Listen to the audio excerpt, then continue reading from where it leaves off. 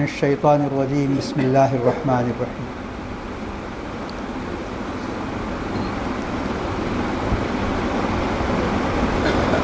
یا ایہا الذین آمنوا لا یسخر قوم من قوم عسى ان یکونوا خیرا منهم ولا نساء من نساء عسى ان یکن خیرا منهم ولا تلمزوا انفسکم ولا تنابزوا بالالقاب۔ کل آپ کے سامنے حامیم سے شروع ہونے والی 7 صورتوں کا تذکرہ آیا کہ ان صورتوں میں اللہ تعالیٰ نے ان تمام انبیاء کے واقعات سنائے اللہ کے رسول صلی اللہ علیہ وسلم کو کہ کامیابی کب ملتی ہے، کیسے ملتی ہے، کامیابی کے لیے کتنی محنت کرنا چاہیے اور کتنے صبر کی، ہمت کی، عزیمت کی ضرورت ہے، یہ بتایا 7 صورتوں میں۔ اس کے بعد جو صورت آئی محمد صلی اللہ علیہ وسلم کی تھی جس میں آپ کو بتایا گیا۔ پھر اس کے بعد کی صورت فتح، یعنی فتح کا سلسلہ شروع ہو گیا۔ اب تک مسلمان جو در در کی ٹھوکریں کھا رہے تھے، ادھر سے ادھر، ادھر سے ادھر، اب یہ بات ختم ہو گئی، اب مسلمانوں کی حکومت قائم ہو رہی ہے، فتح کی بات بتائی گئی، فتح کی خوشخبری سنائی گئی، اور فتح کے بعد مسلمانوں کی حکومت قائم ہو گئی۔ یہ کتنے دنوں کے بعد؟ 21 سال کی محنت، اندازہ لگائیے۔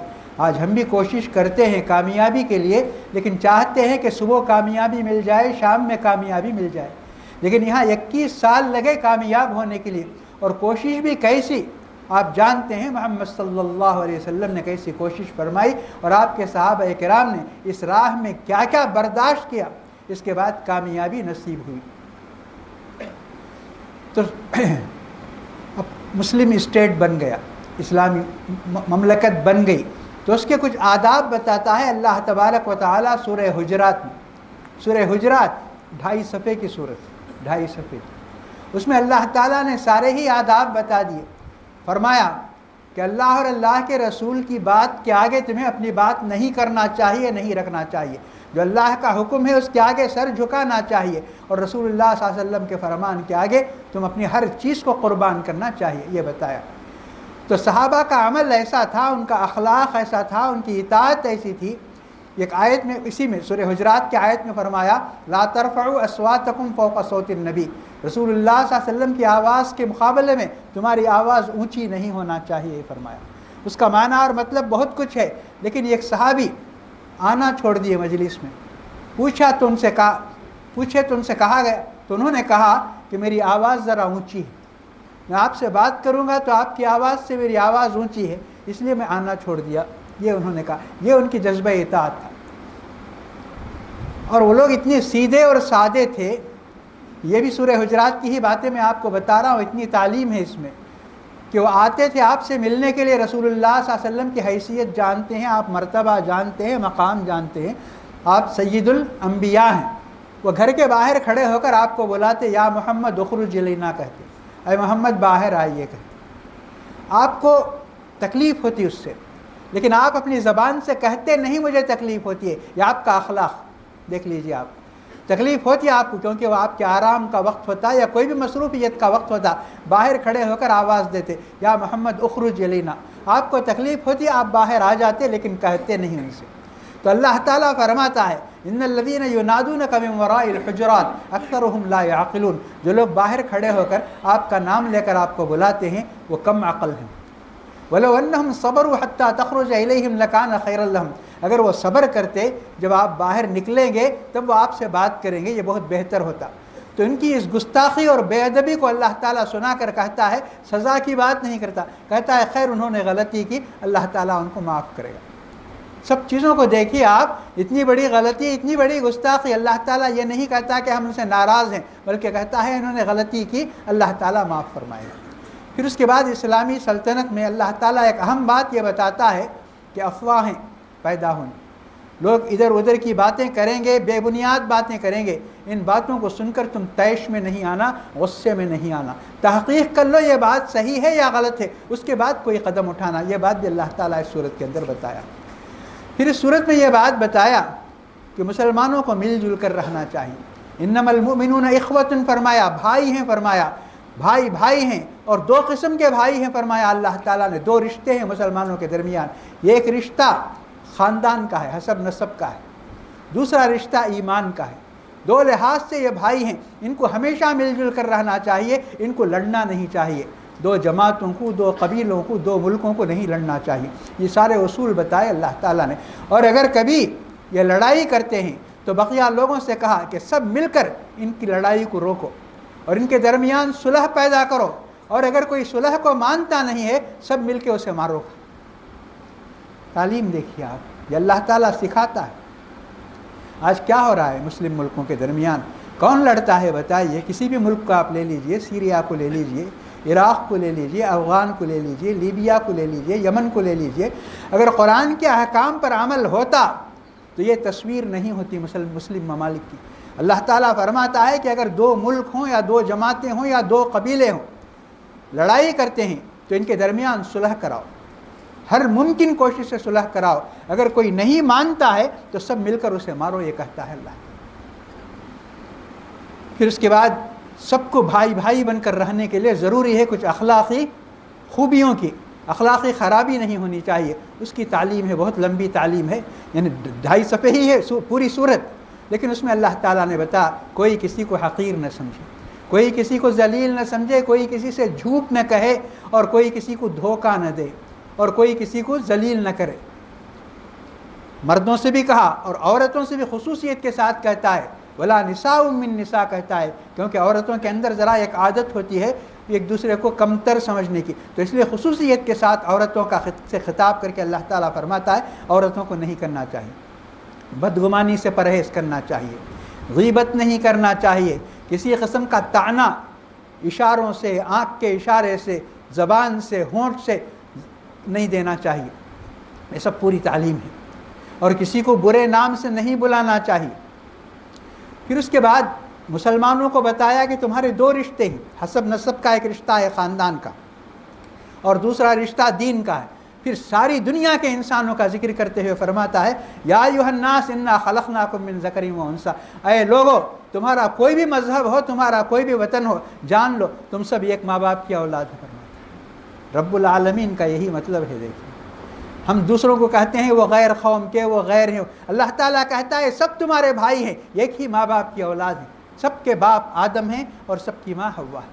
تو یہ کچھ تعلیم تھی سورہ حجرات کی، میں نے مختصر طور پر آپ کے سامنے اشارے کیے ہیں، تفصیل میں نہیں گیا۔ اس کے بعد سورہ قاف ہے۔ سورہ قاف کے اندر آپ نے بڑے مضامین سنے، یہ اللہ کے رسول صلی اللہ علیہ وسلم کو بہت پسند تھی یہ صورت، آپ جمعہ میں پڑھتے تھے اور عید وغیرہ کے بڑی مناسبتوں میں اسے پڑھتے تھے، جمعہ میں خطبے کے درمیان آپ اس صورت کو پڑھتے تھے۔ اس کے مضامین ایسے ہیں اور اس میں سب باتیں بتا دی گئیں، ما یلفظ من قول الا لدیہ رقیب عتید، ہر انسان کو، ہر مسلمان کو بہت احتیاط کے ساتھ رہنا ہوگا، جو بھی اس کی زبان سے نکلتا ہے، جو بھی حرکت ہوتی ہے اس کا ریکارڈ ہوتا ہے، یہ اللہ تعالیٰ نے بتایا۔ اس کے بعد کی جو صورت ہے سورہ زاریات ہے، یہ سورہ قاف کے بارے میں نے آپ کو بتایا، جو اللہ کے رسول کو بہت پسند تھی، آپ اتنی کثرت سے اس کی تلاوت فرماتے تھے کہ بعض صحابیات کہتی ہیں کہ آپ کی تلاوت سن سن کر ہمیں وہ صورت یاد ہو گئی کہتے۔ سورہ زاریات میں اللہ تعالیٰ نے بہت سی باتوں کے ساتھ ایک بات یہ بتائی کہ تمہارے رزق کے فیصلے آسمانوں میں ہوتے ہیں۔ بہت سے مسائل ہیں، کچھ زمین میں طے ہوتے ہیں، کچھ آسمان میں طے ہوتے ہیں، موت و حیات کے فیصلے بھی آسمان پر ہوتے ہیں، رزق کے فیصلے بھی آسمان پہ ہوتے ہیں۔ آپ سمجھ نہیں سکتے اس کا رزق کیوں زیادہ ہے، میں زیادہ محنت کرتا ہوں، میں زیادہ تعلیم یافتہ ہوں، میرا رزق کم کیوں ہے، وہ مجھ سے جاہل ہے اور وہ مجھ سے کم محنت کرتا، کم وقت کام کرتا، اس کا رزق کیوں زیادہ ہے۔ اللہ تعالیٰ فرماتا ہے رزق کے فیصلے آسمان پر ہوتے ہیں، اور قسم کھا کر کہتا ہے اللہ تعالیٰ، قسم کھاتا ہے وَفِي السَّمَاءِ رِزْقُكُمْ وَمَا تُوعَدُونَ فَوَرَبِّ السَّمَاءِ وَالْأَرْضِ، قسم کھا کے کہتا ہے اللہ تعالیٰ یہ بات بالکل سچی ہے کہ رزق کے فیصلے آسمان پہ ہوتے ہیں۔ تو دیکھیے ابھی ہم نے کہا کہ وہ اعرابی تھے، بدو تھے، ادب نہیں تھا ان کے پاس، تہذیب نہیں، آ کے آپ کو بلاتے تھے یا محمد۔ جب یہ آیت نازل ہوئی تو ایک اعرابی نے، بدو نے کہا من انکر حتی اقسم ربی، کہا کون بے وقوف انکار کرتا ہے کہ رزق کے فیصلے آسمان پہ نہیں ہوتے ہیں، میرے رب کو قسم کھانے کی ضرورت کیوں پیش آئی۔ اس کے بعد اس دور کے اخلاق کا بھی ایک نمونہ دیکھیے سورت کے اندر ہے۔ ابراہیم علیہ السلام کے پاس فرشتے آئے، بالکل اجنبی تھے، پہچانتے نہیں تھے ان کو، تو وہاں یہ طریقہ یہ ہے کہ کوئی بھی آتا ہے اجنبی تو اس کے سامنے کھانا پیش کیا جاتا ہے، اگر وہ کھانا کھا لیتا ہے تو اطمینان ہو جاتا ہے کہ یہ لوگ نقصان نہیں پہنچائیں گے۔ دیکھیے آپ ان کو جاہلی دور کہتے ہیں، جاہل کہتے ہیں، سب کچھ کہتے ہیں، ان کی اخلاق اور ان کی شرافت کو دیکھیے، جب وہ کھا لیتے آپ کے گھر کا نمک، آپ کے دسترخوان کا، وہ آپ کا برا نہیں چاہتے، برا نہیں کرتے، نقصان نہیں پہنچاتے۔ تو ابراہیم علیہ السلام نے ان کے سامنے ایک دمبا کاٹ کے رکھا تو انہوں نے کھایا نہیں۔ فَأَوْجَسَ مِنْهُمْ خِیفَةً، ابراہیم علیہ السلام کو خوف ہو گیا کہ یہ لوگ میرا کھانا نہیں کھا رہے ہیں، یہ مجھے نقصان پہنچانے کے لیے آئے ہیں۔ تو انہوں نے کہا لا تخف، کہا ڈریے نہیں، ہم فرشتے ہیں، ہم کھانے والے نہیں۔ تو ان کے اخلاق کو دیکھ لیجیے آپ کہ اگر وہ کھا لیتے ہیں تو نقصان نہیں پہنچاتے۔ لیکن آج ہماری سوسائٹی میں کیا ہے، کہتے ہیں لوگ جو جتنا زیادہ کسی کا نمک کھاتا ہے اتنا ہی وہ نمک حرام ہوتا ہے، اس طرح کی باتیں کرتے ہیں۔ پھر سورہ زاریات میں ایک آیت ہے وما خلقت الجن والانس الا لیعبدون، اکثر سنتے ہوں گے۔ اللہ تعالیٰ فرماتا ہے کہ انسان اور جن کو ہم نے ہماری عبادت کے لیے پیدا کیا۔ تو لوگ سوال کرتے ہیں عبادت کے لیے پیدا کیا اور ہم عبادت ہی کرتے رہیں گے تو کیا کھائیں گے، کیا کمائیں گے، کیا کریں گے، دوسرے کام کیسے ہوں گے؟ تو یہاں بات یہ ہے کہ ہر کام اللہ اور اللہ کے رسول کے بتائے ہوئے طریقے پر کیا جائے گا تو وہ عبادت ہے۔ عبادت کا یہ معنی نہیں کہ آپ 24 گھنٹے مسجد میں بیٹھے رہیں، اللہ اللہ کرتے رہیں، تسبیح پڑھتے رہیں۔ آپ کہیں بھی رہیے، دکان میں رہیے، کھیت میں رہیے، آفس میں رہیے، کاروبار میں رہیے، کسی بھی جگہ دنیا میں رہیے، اللہ تعالیٰ نے سب جگہ کے قانون بتائے ہیں کہ کیسے امانت کے ساتھ، دیانت کے ساتھ، وقت کی حفاظت کے ساتھ کام کرنا چاہیے۔ اگر آپ یہ کریں گے تو وہ عبادت ہے۔ آپ کچھ بھی دکان میں رہ کر بیچتے ہیں، اگر وہاں آپ یہ دھوکہ نہیں دیں گے، آپ کے ناپ تول میں فرق نہیں کریں، وہ سب عبادت ہے، اس سب کا ثواب آپ کو ملے۔ ہر چیز تفصیل میں جاننے کا یہ موقع نہیں ہے۔ آپ جو کچھ اپنے گھر والوں کے ساتھ کرتے ہیں، ان کو جو کھلاتے ہیں، ان کے ساتھ جو تعلقات رکھتے ہیں، وہ بھی اگر کتاب و سنت کے مطابق ہے تو سب عبادت ہے اور اس کا ثواب آپ کو اللہ تعالیٰ پہنچائے گا۔ اس کے بعد کی سورہ سورہ طور ہے۔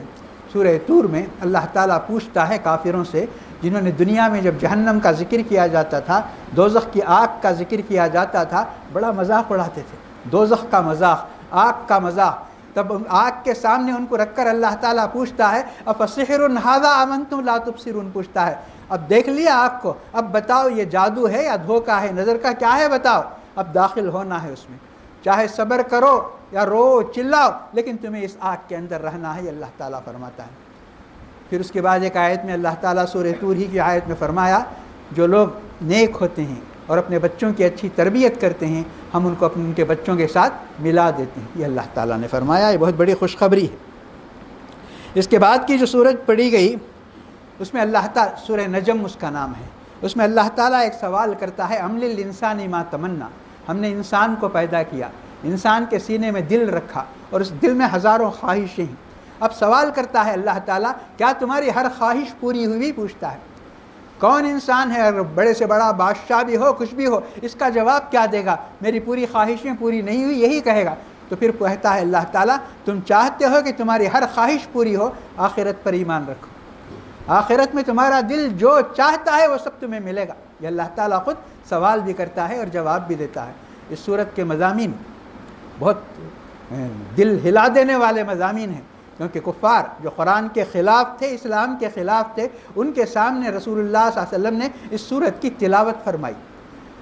جب اخیر میں سجدہ ہے، اسی میں آپ نے سجدہ کیا، تو اخیر میں سجدہ ہے، وہ سجدے میں جب اللہ کے رسول سجدے میں تشریف لے گئے اور صحابہ نے سجدہ کیا تو سارے کفار اور مشرک جو قرآن کے خلاف، اسلام کے خلاف تھے، سب سجدے میں چلے گئے، ہیبت کھا گئے، ڈر ان کو پیدا ہو گیا۔ صرف ایک آدمی کے بارے میں آتا ہے جو بلال رضی اللہ تعالیٰ عنہ کا مالک تھا، امیہ بن خلف، اس نے نہیں کیا، یا عتبہ بن ربیعہ نے نہیں کیا، باقی سب نے سجدہ کیا۔ اور اس صورت میں اللہ تعالیٰ نے یہ بھی فرمایا کہ دنیا نے تمہاری محنتوں کا بدلہ نہیں دیا، ہم تمہاری کوششوں کو دیکھیں گے، دیکھ کر جس نے اس دنیا کے اندر جتنی کوشش کی ہے اس کا پورا پورا بدلہ ہم تمہیں دیں گے، یہ فرمایا۔ اس کے بعد کی سورت سورہ قمر تھی۔ سورہ قمر میں آپ نے سنا ہوگا بار بار ایک آیت وَلَقَدْ يَسَّرْنَا الْقُرْآنَ لِلذِّكْرِ فَهَلْ مِن مُدَّكِرٍ، اس کا معنی ہے کہ ہم نے قرآن کو آسان کیا ہے۔ اب آپ اگر یاد کرنا چاہتے ہیں تو بھی آسان ہے، اور آپ نصیحت پکڑنا چاہتے ہیں، عبرت حاصل کرنا چاہتے ہیں تو بھی آسان ہے۔ یہ دونوں چیزیں آپ دنیا کے اندر دیکھتے ہیں۔ قرآن کے حافظوں کو آپ دیکھ لیجئے، کتنے لاکھ ہیں، کتنے کروڑ ہوں گے قرآن کے حافظ۔ چھوٹے چھوٹے بچے 10 سال کے، 9 سال کے، 8 سال کے، یہ قرآن کے حافظ ہیں۔ تو اللہ تعالیٰ فرماتا ہے ہم نے قرآن کو آسان کیا تاکہ یاد کرنے والے بھی آسانی سے یاد کریں اور نصیحت حاصل کرنے والے بھی آسانی کے ساتھ نصیحت حاصل کریں۔ اس کے بعد کی صورت سورہ رحمان آپ نے سنی، یہ اس کی تلاوت بہت اثر کرتی ہے سننے والوں پر، ان کے دل و دماغ پر اس کی تلاوت اثر کرتی ہے۔ اللہ کے رسول صلی اللہ علیہ وسلم نے صحابہ کرام کو یہ صورت سنائی، صحابہ خاموشی کے ساتھ سنتے رہے، تو آپ نے فرمایا تم سے تو جن بہتر تھے، فرمایا ان کے سامنے میں نے اس صورت کی تلاوت کی تو ہر سوال پر یہ سوال ہے، فَبِأَيِّ آلَاءِ رَبِّكُمَا تُكَذِّبَانِ، ایک سوال ہے، اللہ تعالیٰ نے تم کو کیا کیا نعمتیں دی ہیں، تم حساب کرو، تم کس کس نعمت کو تم جھٹلاؤ گے، تم کس نعمت کا انکار کرو گے، پھر کیوں تم اللہ تعالیٰ کی فرما برداری نہیں کرتے ہو، یہ سوال ہے۔ تو اللہ کے رسول صلی اللہ علیہ وسلم نے فرمایا میں نے اس صورت کی تلاوت جب جنات کے آگے کی تو جن ہر فَبِأَيِّ آلَاءِ رَبِّكُمَا تُكَذِّبَانِ کے جواب میں کہتے تھے لَا بِشَيْءٍ مِّن نِّعَمِكَ رَبِّنَا نُكَذِّبُ، کہا پروردگار تیری کسی بھی نعمت کا ہم جھٹلاتے نہیں ہیں اور اس کی قدر ہم کرتے ہیں، یہ جنات نے کہا۔ تو اس لیے محدثین نے کہا ہے کہ ہم بھی جب یہ سنتے ہیں تو ہمیں بھی یہ جملہ کہنا چاہیے جو جنات نے کہا۔ تو اس کے بعد بھی ایک صورت کی تلاوت ہوئی سورہ واقعہ کی، لیکن وقت کافی ہو چکا ہے، انشاءاللہ اسے کل جو تلاوت ہوگی آپ کے سامنے تراویح میں اس میں ملا کر بتاؤں گا۔ اللہ تعالی ہم جو کچھ کہتے اور سنتے ہیں اس پر ہمیں عمل کرنے کی توفیق عطا فرمائے، اور جو کچھ ہم جانتے ہیں اس کے مطابق زندگی بسر کرنے کے اللہ تعالی ہمیں سعادت نصیب فرمائے، ہمیں نیکی اور سچائی کے راستے پر چلائے، اور ہمیں زیادہ سے زیادہ نیکیوں کی توفیق نصیب فرمائے، اور جو بھی نیکی ہم سے ہوتی ہے چھوٹی بڑی اللہ تعالیٰ اسے قبول فرمائے، ہمارے روزوں کو، ہماری نمازوں کو، ہمارے خیرات و صدقات کو، ہماری تلاوت کو اور ہماری دعاؤں کو بھی اللہ تعالیٰ قبول فرمائے، اور ہماری زندگیوں میں ایک صالح انقلاب اللہ تعالیٰ نصیب فرمائے، ہماری مشکلوں کو آسان فرمائے، ہماری مصیبتوں کو دور فرمائے، ہماری پریشانیوں کا خاتمہ فرمائے، ہمارے بیماروں کو صحت عاجلہ اور شفاء کاملہ نصیب فرمائے، اور ہمارے مرحومین کی مغفرت فرمائے، انہیں جنت الفردوس اور اعلیٰ علیین میں جگہ نصیب فرمائے، زمین کی ہر آفت اور آسمان کی ہر بلا سے ہم سب کو محفوظ رکھے۔ ربنا تقبل منا انک انت السمیع العلیم وتب علینا انک انت التواب الرحیم، توفنا مسلمین والحقنا بالصالحین، وصلی اللہ تعالی وسلم علی خیر خلقہ سیدنا محمد وعلی آلہ واصحابہ اجمعین برحمتک یا ارحم الراحمین والحمد للہ رب العالمین۔